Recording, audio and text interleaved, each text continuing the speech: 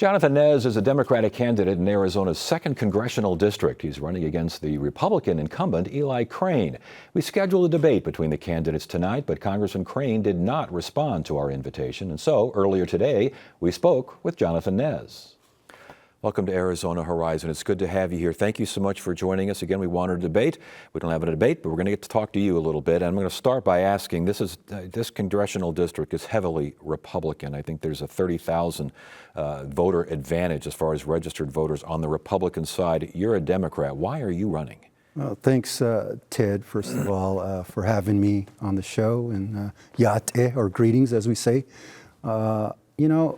I grew up in a very conservative home, both my parents being Republican, and what was instilled into me was to help out as much as you can throughout life. My grandfather was a council delegate or a lawmaker of the Navajo Nation Council, and he was really a role model, an inspiration for me as I started going to school and getting out in the world. And I felt like I wanted to help out. And so to help, it's not just for one party, right? It's to help everybody. As president of the Navajo Nation, I was able to reach out across the aisle and to get things done for the constituency that I represent. So, and I think, right now we have a great opportunity to bring all the parties together, and I'm going to try to do that for this district, no matter if they vote for me or not. What do you think the main issues are in this district? Well, I've been traveling from places like Kayenta, Arizona, to Prescott Valley, all the way to the city of Maricopa, the Globe. And a lot of things that people are passionate about is water, bringing water into these communities for the future growth.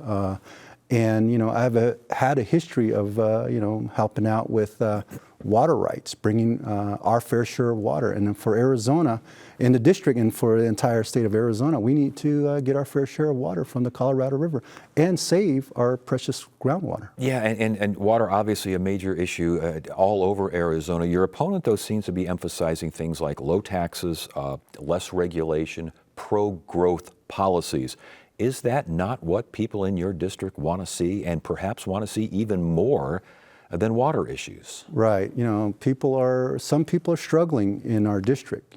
People see the high prices of food, high prices of gas as well. And, we really need to have Congress reach out and hold these large corporations accountable. They have record profit lately, and what we really need to do is to make sure that folks that are in the rural parts of Arizona get ahead for their family, and to also get ahead for the future, as we say in Native American communities, looking out for the future, 7 generations and beyond. I was going to ask you, one of your quotes is putting the needs of rural Arizonans over DC politics.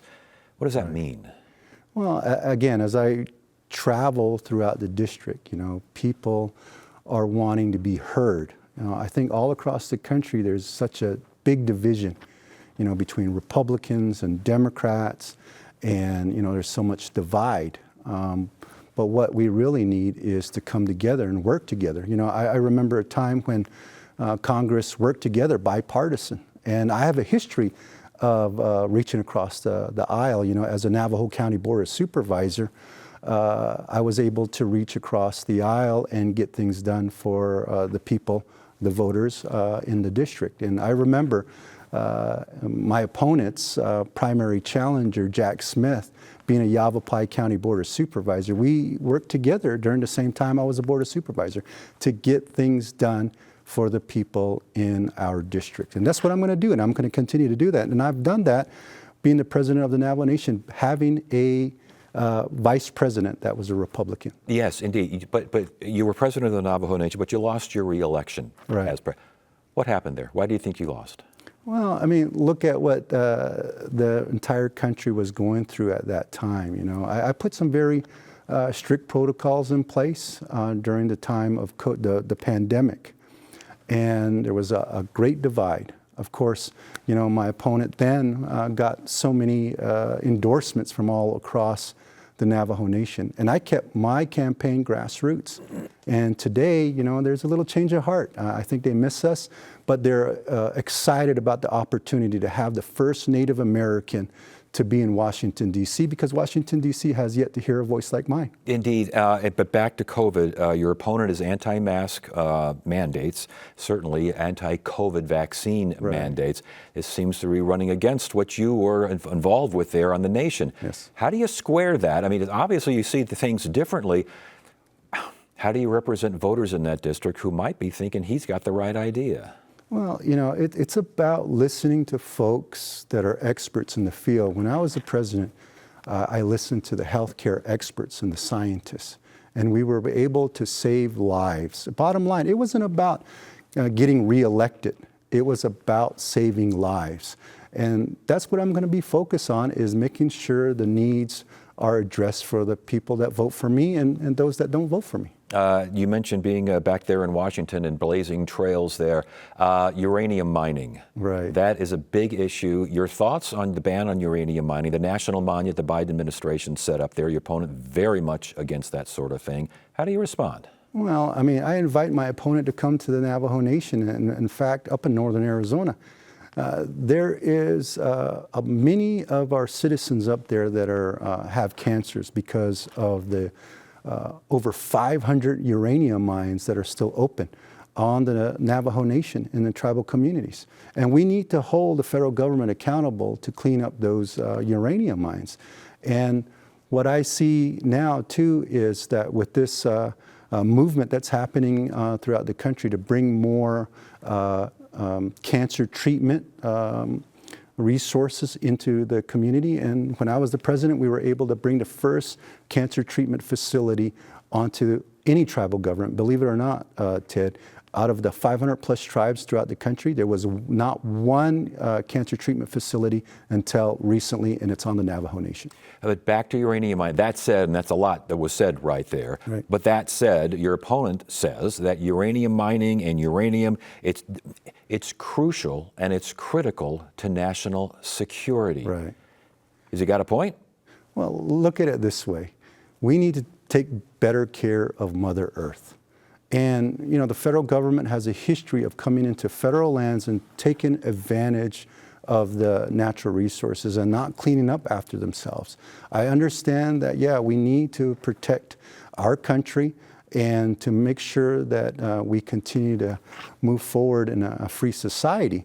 But at the same time, if it hurts our people, all five-finger beings, look at what radiation, the Radiation Exposure Compensation Act reauthorization did. These folks are still going through the health effects from all the uranium mining, including the nuclear bomb testings that occurred, and we need to make sure that they get compensated. So, last question, because we are kind of running out of time here, but I want to get this last question in. Right. As a Native American in Washington on Capitol Hill, right. What do you think that folks in tribal lands in that district, and there's a lot of folks in tribal lands in that district, as you well know, what do they want? What do they want to see from their representative? Oh, wow. They want to see them in their communities. You know, maybe even live in their communities. My opponent does not even live in the district, and I want to be able to, you know, advocate for everyone. And so having a Native American in office in Washington, D.C., we can bring those resources into the community. Right now, you know, my opponent has yet to even bring in large-scale projects into the community because he doesn't believe in that. I understand putting funding and making sure that the deficit doesn't get any deeper, but let me say that the folks in this district pay income tax, and they want to see some of that money coming back into their district so that they can see the improvement of the quality of life for the future of their families. All right, sir. Jonathan Nez, thank you very much for joining us. We certainly appreciate it. Thank you, Ted. Oh, yeah.